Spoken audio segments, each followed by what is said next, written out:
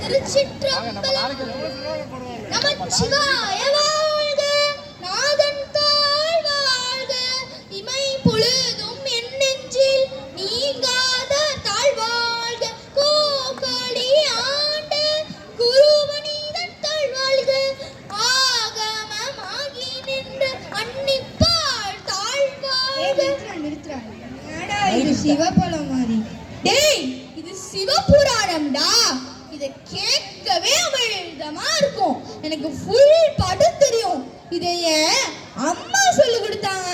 என் அம்மாலனா எனக்கு இது தெரிஞ்சிருக்காது. கோகலி ஆண்ட குருமனிதன் தாழ்வாழ்க, ஆகமமாகி நின்று அன்னிப்பான் தாழ்வாழ்க.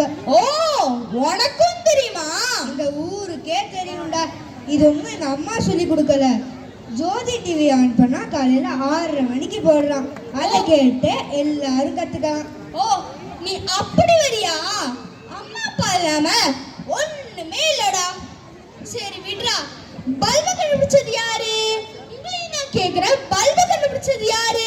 Thomas Alva Edison. கரெக்ட். நம்ம எடிசன் ஐயா தான் கண்டுபிடிச்சாரு. ஆனா அவர் ஸ்கூல் படிக்கிற காலத்துல அவர் ஸ்கூல்ல இருந்து ஒரு லெட்டர் வந்துச்சு.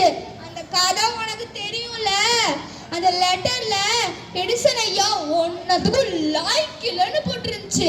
அது அவங்க அம்மா ரொம்ப எடுத்துக்காம தம்புள்ளே நம்பி அவரை படிக்க வச்சு அவருக்கும் ஒளிதந்து நமக்கும் ஒளிதந்தாரு.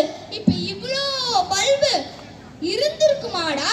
நீ அவங்க அம்மாவை சொல்றியே, அவர் சயின்டிஸ்ட் ஆனதுக்கு காரணமே அவர் ஸ்கூலை விட்டு வெளியே அனுப்புனதுதான்.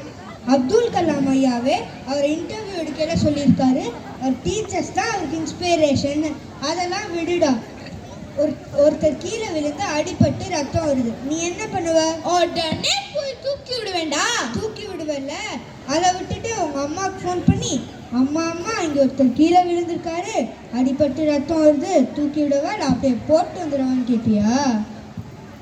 டேய், தூக்கி விட்டு ஹெல்ப் பண்ண சொல்லி கொடுத்ததே என் அம்மா தானடா. சரிடா, இனிமே உனக்கு ஃபீவர் ஏதாவது வந்தா டாக்டர் நர்ஸ் தேவையே இல்லடா, உங்க அம்மாவே உன்னை பார்த்துக்குவாங்கடா. சரி விட்றா. நீயா நானு நிஜ காலத்துல பாப்போம் வாங்க. ஒரு மணிக்கு ஒரு மணி எதிர் ஒலி.